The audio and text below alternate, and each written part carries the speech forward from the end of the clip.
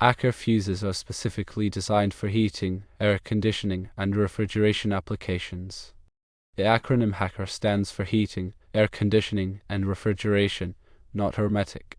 While these fuses are commonly associated with Hermetic compressors, the H in HACR refers to heating systems in general, and not specifically to Hermetic. The primary function of an HACR fuse is to provide overload protection for Hermetic compressors, which are commonly used in these applications. Hermetic compressors are sealed units housing the motor, compressor, and refrigerant within a single enclosure. This design presents unique challenges in terms of motor protection. When a Hermetic compressor experiences an overload condition, such as a locked rotor or excessive load, the motor can draw significantly higher current than its rated amperage.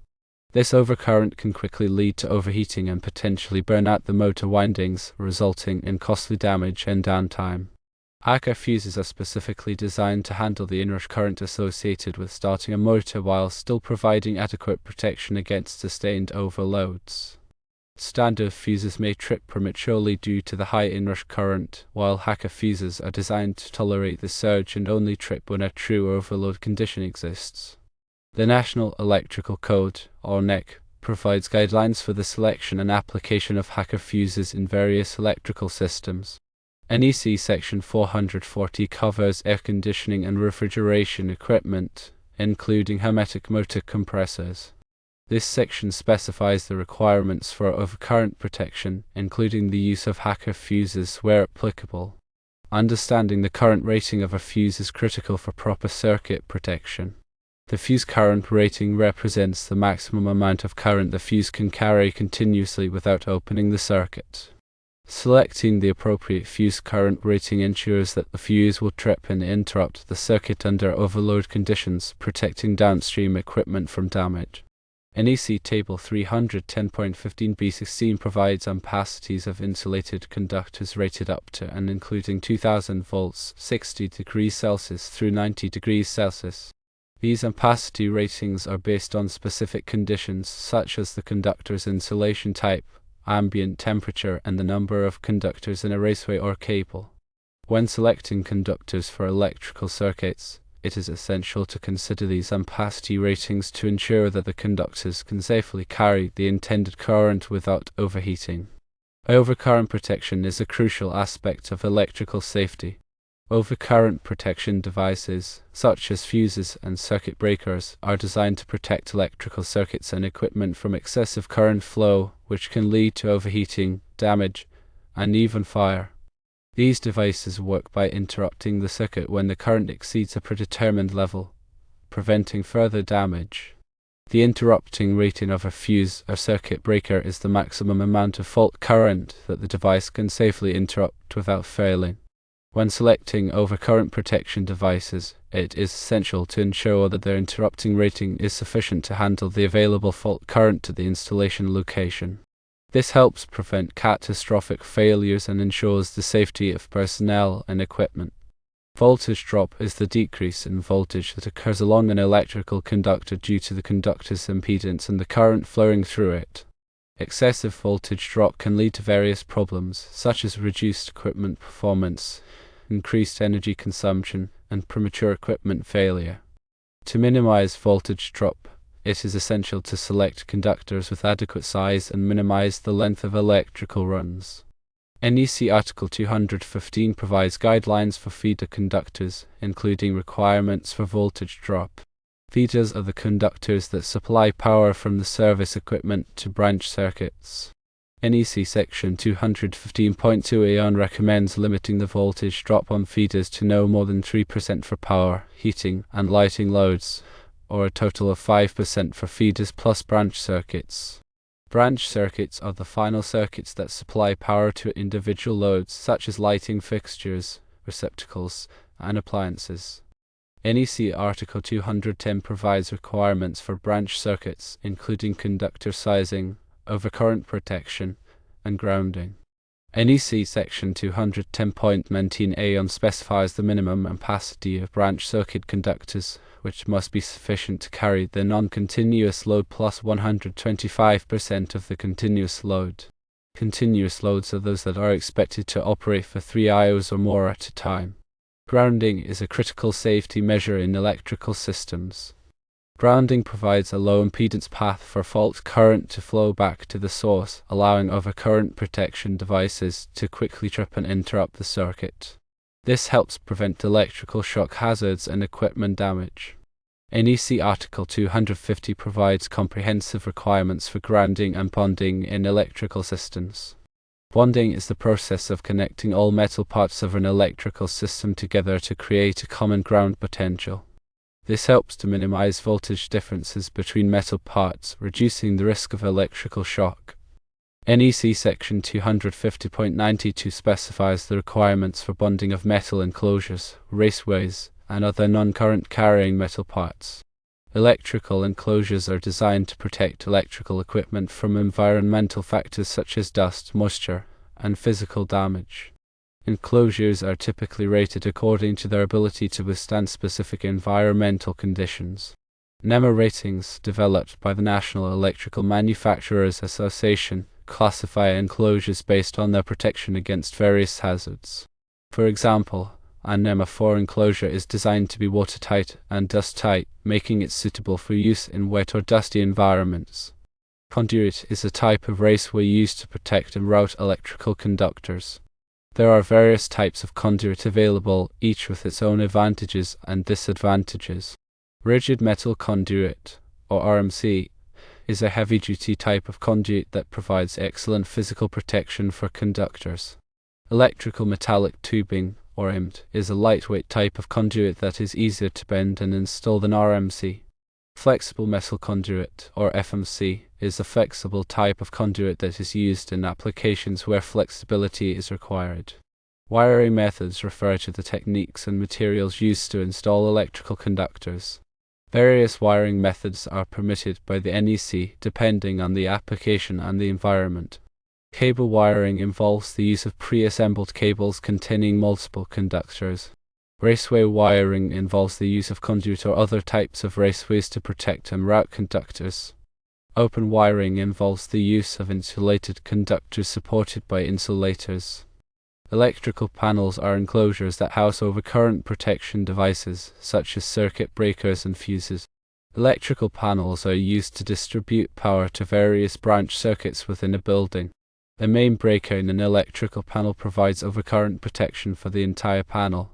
Branch circuit breakers provide overcurrent protection for individual branch circuits.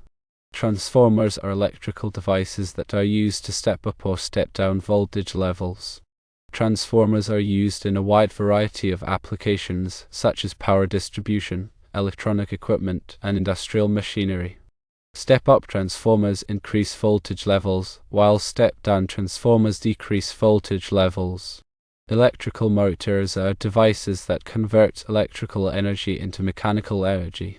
Electrical motors are used in a wide variety of applications, such as pumps, fans, compressors, and machinery.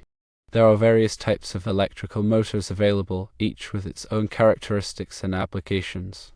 Induction motors are the most common type of electrical motor.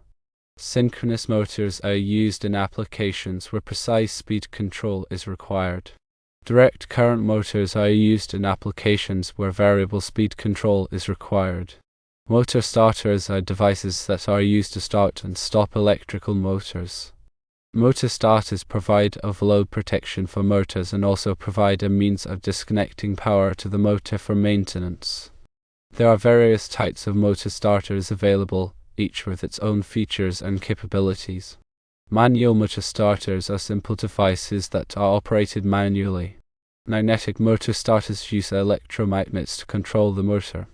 Solid-state motor starters use electronic components to control the motor.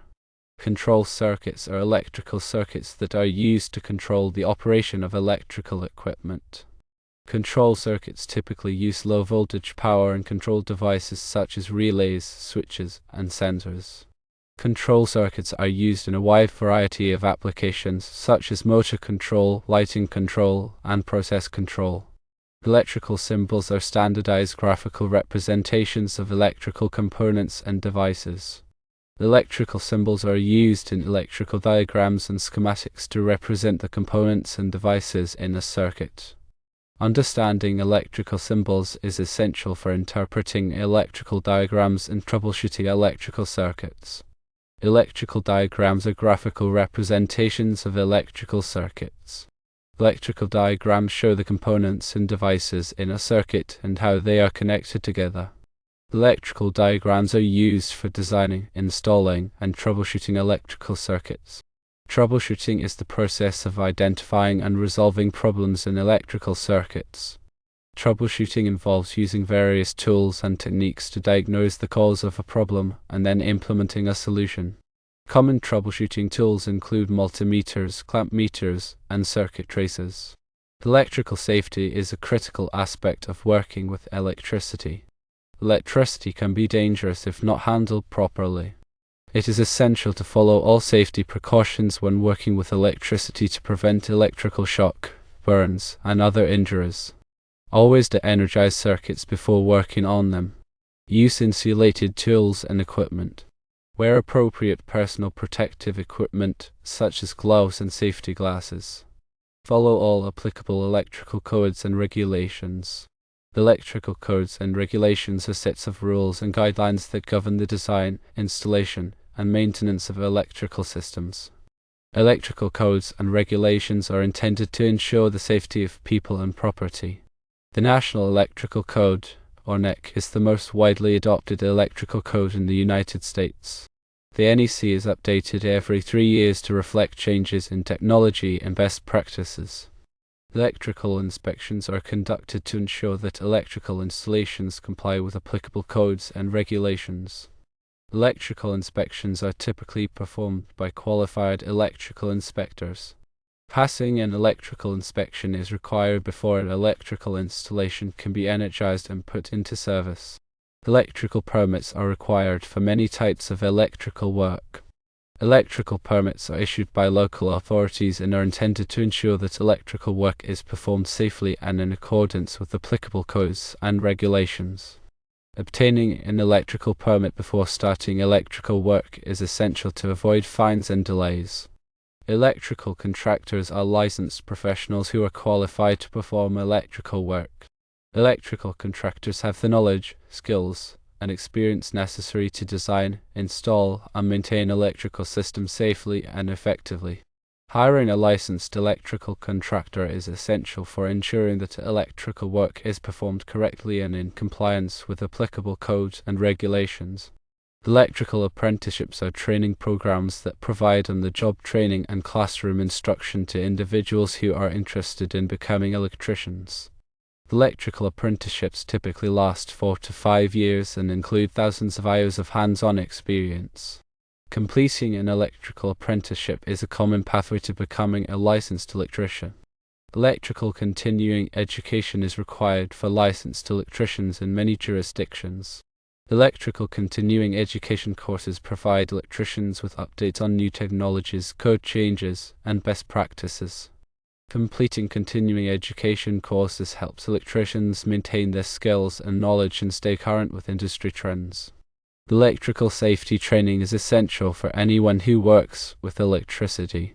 Electrical safety training courses provide individuals with the knowledge and skills necessary to work safely with electricity and to prevent electrical accidents. Electrical safety training courses cover topics such as electrical hazards, safety procedures, and the use of personal protective equipment. Understanding the principles of electricity is essential for anyone who works with electrical systems. Electricity is a fundamental force of nature that is responsible for many of the phenomena we observe in the world around us. Understanding the basic concepts of voltage, current, resistance, and power is essential for designing, installing, and troubleshooting electrical circuits. Voltage is the electrical potential difference between 2 points in a circuit. Voltage is measured in volts. Current is the flow of electrical charge through a circuit. Current is measured in amps. Resistance is the opposition to the flow of electrical current in a circuit. Resistance is measured in ohms. Power is the rate at which electrical energy is transferred in a circuit. Power is measured in watts. Ohm's law is a fundamental law of electricity that states the relationship between voltage, current, and resistance. Ohm's law states that voltage is equal to current multiplied by resistance. Power law is a fundamental law of electricity that states the relationship between power, voltage, and current. Power law states that power is equal to voltage multiplied by current. Series circuits are circuits in which components are connected end to end, so that the same current flows through each component. Parallel circuits are circuits in which components are connected side by side, so that the voltage across each component is the same. Combination circuits are circuits that contain both series and parallel connections. Kirchhoff's current law states that the sum of the currents entering a node in a circuit is equal to the sum of the currents leaving the node. Kirchhoff's voltage law states that the sum of the voltages around any closed loop in a circuit is equal to zero. Thevenin's theorem is a technique for simplifying complex circuits by replacing them with an equivalent circuit consisting of a voltage source and a series resistance. Norton's theorem is a technique for simplifying complex circuits by replacing them with an equivalent circuit consisting of a current source and a parallel resistance. Maximum power transfer theorem states that maximum power is transferred from a source to a load when the load resistance is equal to the source resistance. Alternating current, or AC, is a type of electrical current that periodically reverses direction. Direct current, or DC, is a type of electrical current that flows in only one direction. Single-phase power is a type of electrical power that uses a single alternating current waveform. Three-phase power is a type of electrical power that uses three alternating current waveforms that are 120 degrees out of phase with each other. Power factor is a measure of how effectively electrical power is being used in a circuit.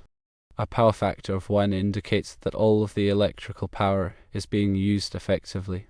A power factor of less than 1 indicates that some of the electrical power is being wasted. Power factor correction is the process of improving the power factor of a circuit. Power factor correction can be achieved by adding capacitors to the circuit. Harmonics are distortions of the sinusoidal waveform of alternating current. Harmonics can be caused by nonlinear loads such as electronic equipment. Harmonics can cause problems in electrical systems such as overheating, equipment damage, and reduced power quality. Harmonic filtering is the process of reducing the level of harmonics in an electrical system. Harmonic filters are typically installed in parallel with nonlinear loads. Transient voltage surge suppressors, or TVSSs, are devices that are used to protect electrical equipment from transient voltage surges, such as those caused by lightning strikes. TVSSs work by diverting the surge current to ground. Uninterruptible power supplies, or UPSs, are devices that provide backup power to electrical equipment in the event of a power outage. UPS typically use batteries to store electrical energy. Generators are devices that convert mechanical energy into electrical energy. Generators are used to provide backup power in the event of a power outage or to provide power in remote locations where there is no access to the electrical grid. Renewable energy sources are sources of energy that are naturally replenished, such as solar, wind, and hydropower. Renewable energy sources are becoming increasingly important as a way to reduce our reliance on fossil fuels. Solar panels are devices that convert sunlight into electricity. Wind turbines are devices that convert wind energy into electricity. Hydropower plants are facilities that use the energy of flowing water to generate electricity. Energy efficiency is the process of reducing the amount of energy required to perform a task. Energy efficiency can be achieved by using more efficient equipment, improving insulation, and reducing energy waste. Energy conservation is the practice of reducing energy consumption by changing behaviors and habits. Energy conservation can be achieved by turning off lights when they are not needed, using less water, and reducing driving. Sustainability is the practice of meeting the needs of the present without compromising the ability of future generations to meet their own needs. Sustainability involves using resources responsibly and minimizing environmental impact.